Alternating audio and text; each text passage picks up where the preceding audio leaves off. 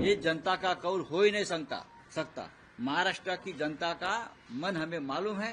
शिंदे का एक भी उम्मीदवार सिटिंग एमएलए गिरता नहीं, और शिंदे ये बोल रहे थे हमारा एक भी सिटिंग विधायक गिरेगा नहीं। 200 के ऊपर किसी को चुनाव में नतीजे मिलते हैं क्या? जिस देश में, जिस राज्य में सबसे बड़ी बेईमानी हो गई है, इस राज्य की जनता बेईमान नहीं है। हमने महाराष्ट्र की जनता का जो मन है, हमें मालूम था किस दिशा में जा रहा है। लेकिन 2 दिन पहले गौतम अडानी के खिलाफ एक वारंट निकला, अरेस्ट वारंट। बहुत बड़ा भ्रष्टाचार का आरोप हो गया, ब्राइब का केस है, रिश्वत का केस है 2000 करोड़ का। उसमें भारतीय जनता पार्टी की पूरी पोल खोल गई। गौतम अडानी, बीजेपी, मोदी जी, शाह जी और फडणवीस, शिंदे, ये एक है। और उसका ऊपर से ध्यान हटाने के लिए ये पूरा एक कपट कारस्थान हो गया है, और उसकी तैयारी पहले से चल रही थी। हमने ये महाराष्ट्र जो गौतम अडानी के जेब में जा रहा है, मुंबई जेब में जा रहे हैं, हमने विरोध किया।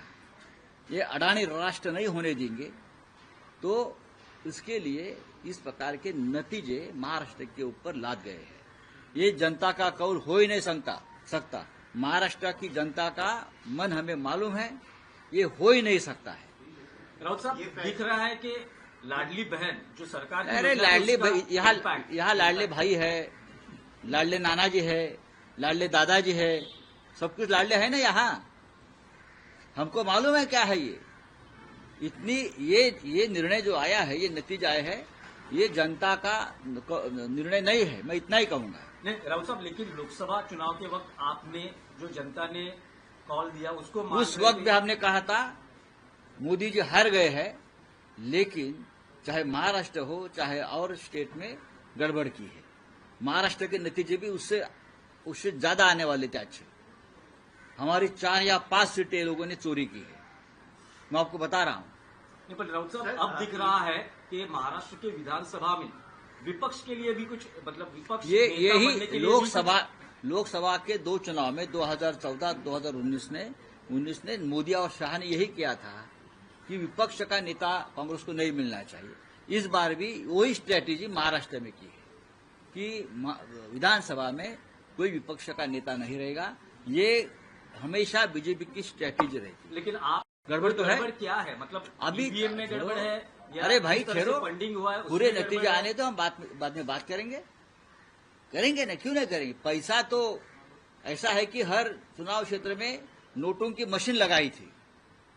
अरे शिंदे का एक भी उम्मीदवार सिटिंग एमएलए गिरता नहीं, और शिंदे ये बोल रहे थे हमारा एक भी सिटिंग विधायक गिरेगा नहीं। आपको मालूम होगा तो मैं इस्तीफा दूंगा। ऐसा होता है क्या चुनाव में कभी? हमारा एक भी नहीं गिरेगा। ये कौन सा भरोसा है? ये कौन सा लोकतंत्र है? 200 के ऊपर किसी को चुनाव में नतीजे मिलते हैं क्या? जिस देश में, जिस राज्य में सबसे बड़ी बेईमानी हो गई है, इस राज्य की जनता बेईमान नहीं है। ये नतीजे ऐसे दिए आपने कि आपने राज्य को, जनता को बेईमान ठहराया है। नहीं राउत साहब, इस राज्य की जनता बेईमान नहीं है। जो नतीजे आ रहे हैं वो महाविकास आघाड़ी को कबूल है नहीं। तो आगे की क्या भूमिका रहेगी महाविकास? नतीजे कबूल नहीं है, मैं मानता हूं जनता को भी नतीजे कबूल नहीं है। जनता को भी, ये जनता का निर्णय नहीं हो सकता है। मैं बार बार बोल रहा हूं, और मुझे बार बार आप वही सवाल पूछ रहे हैं। लेकिन जो महाविकास आघाड़ी के कुल आंकड़े दिखाई दे रहे हैं, कुल संख्या दिखाई दे रहे हैं, उससे ज्यादा शिंदे गुट के कैसा हो सकता है? आप अपने मन को पूछे, आप पत्रकार है, आप अपने मन को पूछे क्या महाराष्ट्र में संभव है? आप अपने मन को पूछे कि महाराष्ट्र में शिंदे को 60 सीटें मिलती है, संभव है क्या ये? अजीत पवार को 40 सीटें मिलती है, क्या ये संभव है? भारतीय जनता पार्टी को 125 सीटें मिलती है, क्या संभव है? क्या इस राज्य की जनता भी बेईमान है? इस राज्य की जनता बेईमान नहीं है।